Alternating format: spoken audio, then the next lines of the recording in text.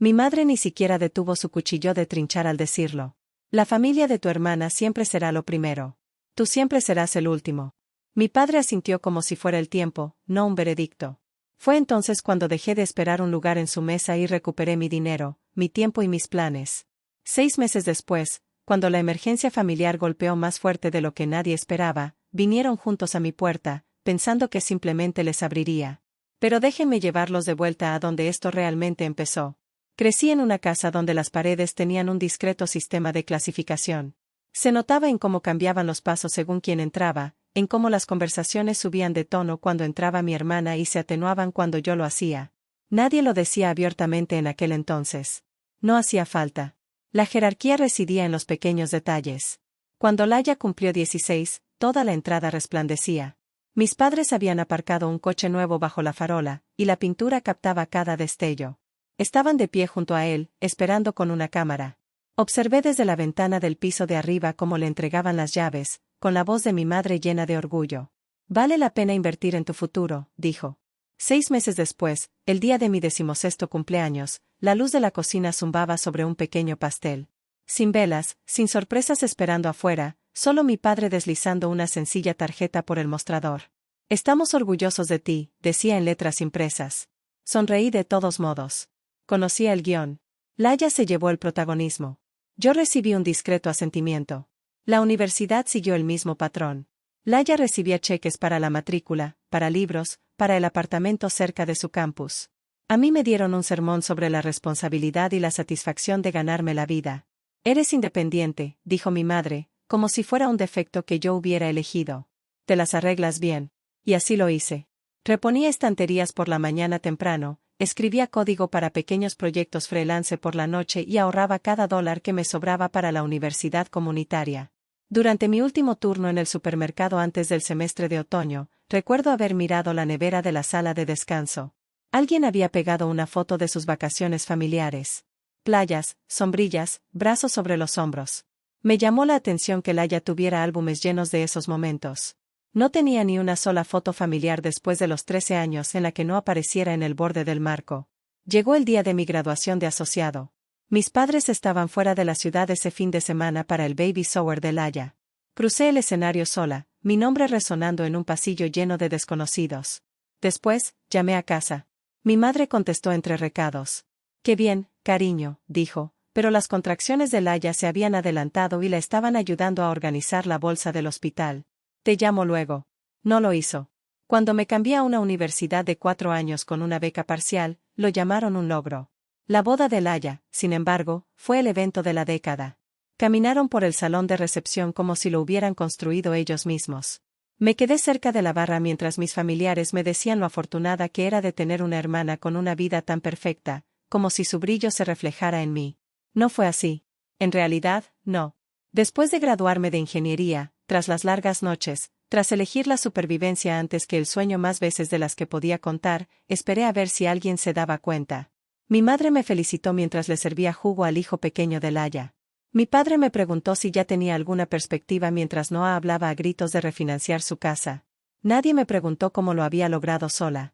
Nadie me preguntó qué quería después. Para entonces, ya no esperaba que se me abriera espacio. Forjé el mío propio, pequeño al principio.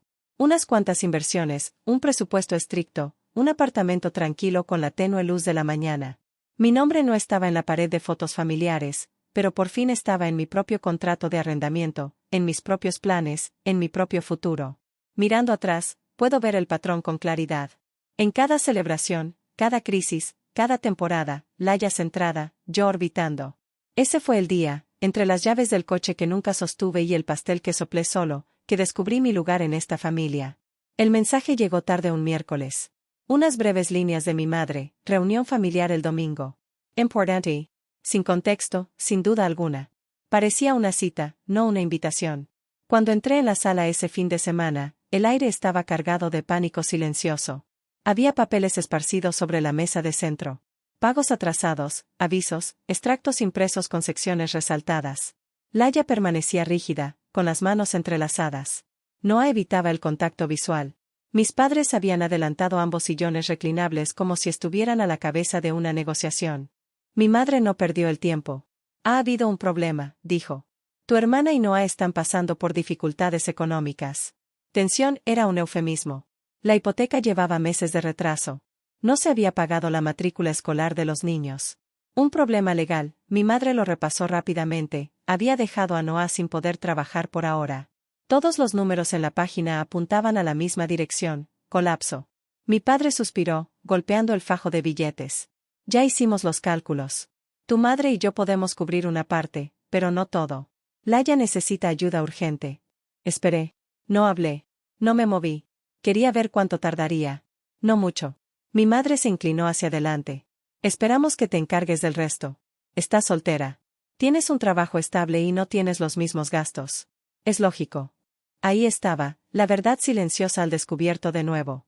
Leia primero, yo último, siempre. Nadie me preguntó si podía permitírmelo. Nadie me preguntó si ya llevaba mis propias cargas. Nadie preguntó nada. Simplemente lo asumieron. Mi padre deslizó una lista impresa sobre la mesa. Esto es lo que necesitamos cubrir de inmediato.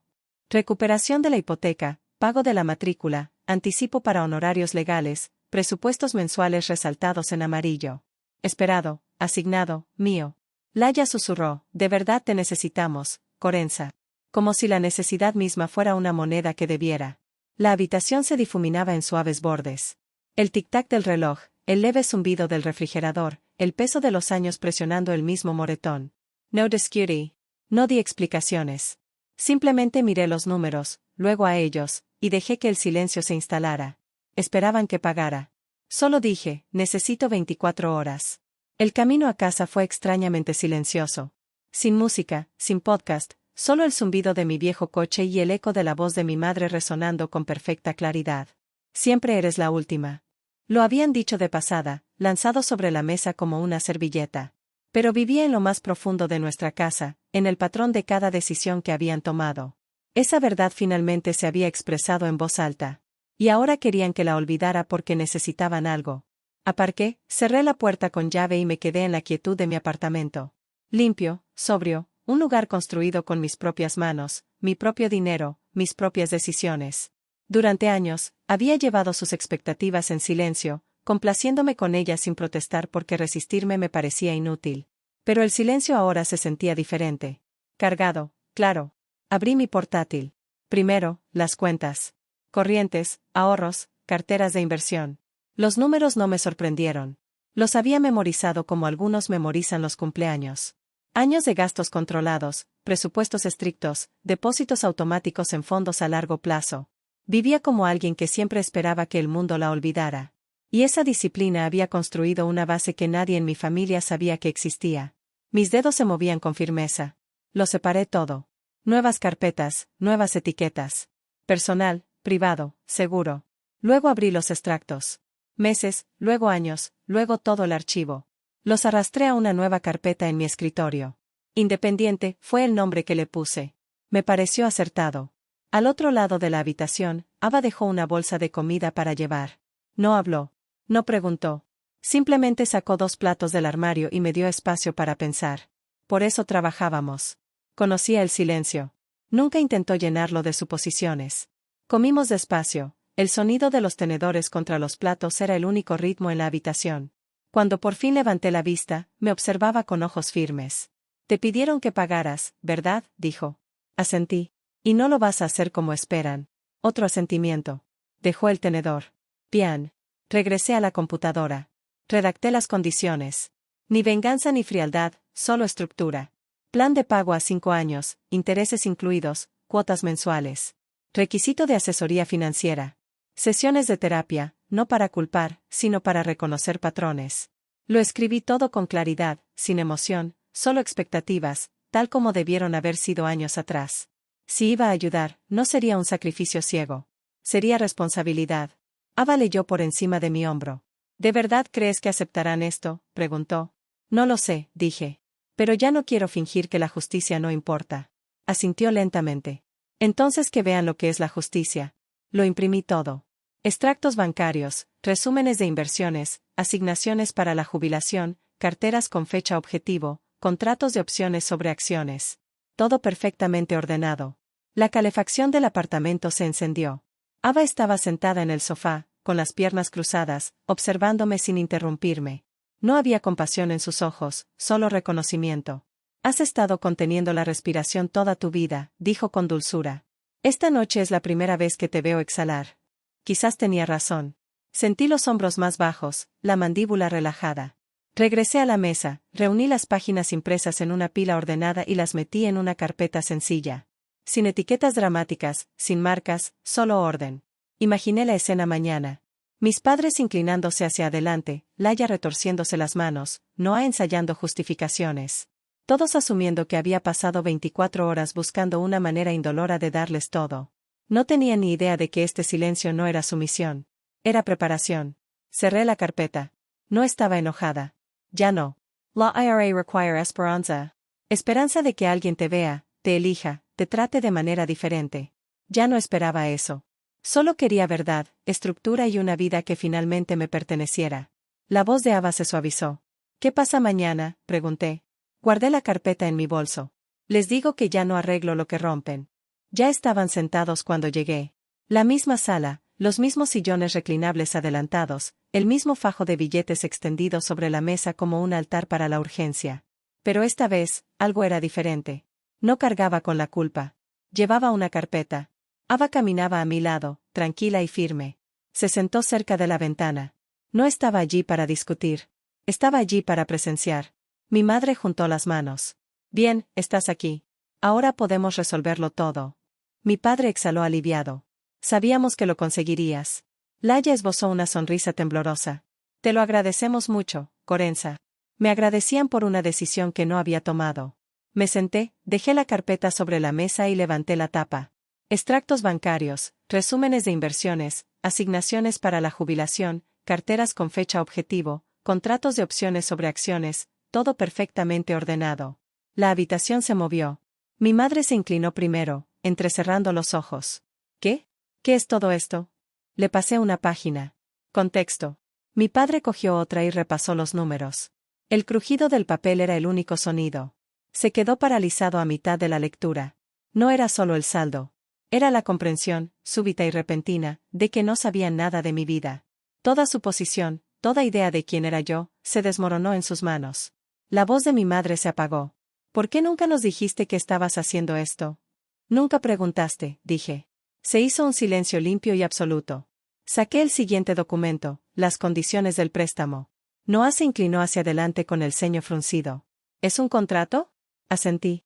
Si quieres ayuda financiera, no será un sacrificio a ciegas. Será una estructura. Mi madre retrocedió. ¿Estructura para la familia? Para adultos, Caregi. Mi padre repasó la página. Cuota a 5 años, intereses, cuotas mensuales, asesoramiento financiero. Su voz se quebró al final. Es lo normal, dije. Si te ayudo, aprendes a no necesitarme de nuevo. Laia me miró con los ojos abiertos, herida. Nos estás obligando a firmar algo. Somos tu familia. Me hiciste responsable de tus decisiones, dije con calma. Esto evita que vuelva a suceder. No es herido. Esto no me parece justo, lo interrumpí. Me parece justo. Guardo silencio. Continué. Hay más. Recurrí a mis padres. Hay terapia. No para culpar a nadie, sino para comprender el sistema en el que todos hemos estado viviendo. Mi madre se puso rígida. No somos disfuncionales. Me dijiste que siempre era la última, le recordé en voz baja. Eso era la disfunción hablando. Aparto la morada. Añadí, habrá un reconocimiento público. En la próxima reunión familiar, abordarás el favoritismo, la desigualdad, la historia de expectativas depositadas solo en mí. Mi padre negó con la cabeza. Esto es humillante. Es sincero, dije. La humillación solo ocurre cuando la verdad es demasiado pesada para sostenerla. La sala se apretó a nuestro alrededor. Todos se empequeñecieron repentinamente en sus sillas. Finalmente, les acerqué el último documento. Esto es lo que me pediste.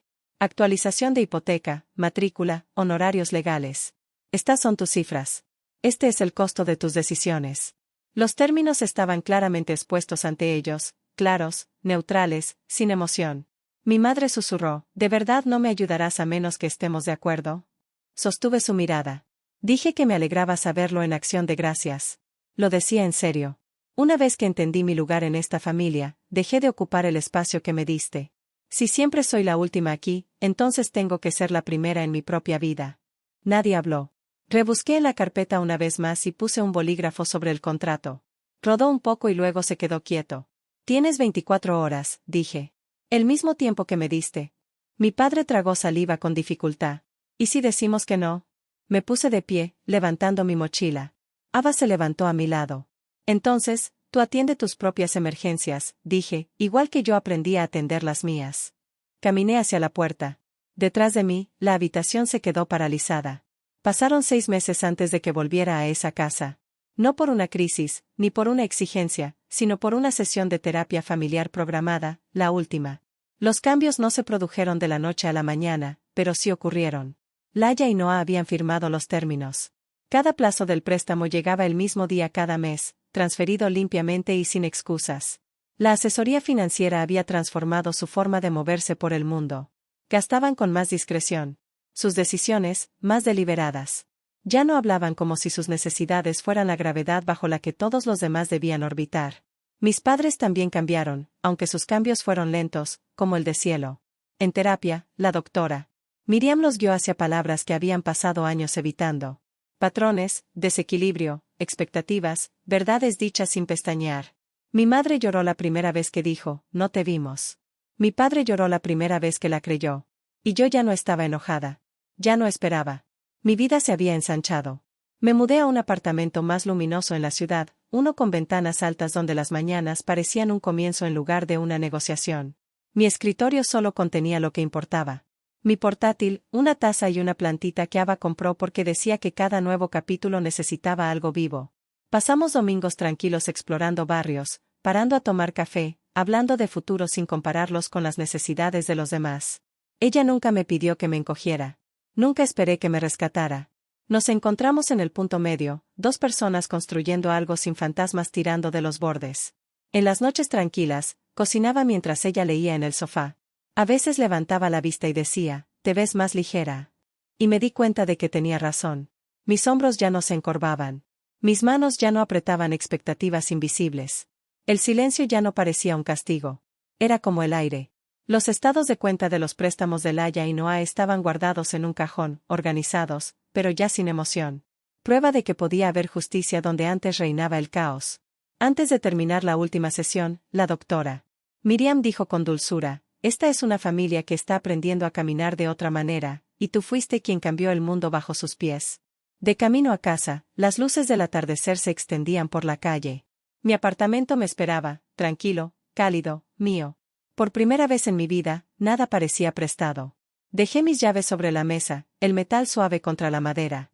Nada que ver con el juego de llaves reluciente que mi hermana una vez tenía en la entrada. Este juego era tranquilo, merecido, elegido. La ventana estaba abierta lo justo para que el aire de la tarde circulara por la habitación, constante y fresco. Ava estaba en la cocina, tarareando suavemente, el tipo de sonido que no me exigía nada. Las familias no siempre cambian porque quieren. A veces cambian porque alguien deja de cargar con el peso por ellas. Les creí cuando dijeron que siempre era la última. Fue entonces cuando dejé de hacer fila.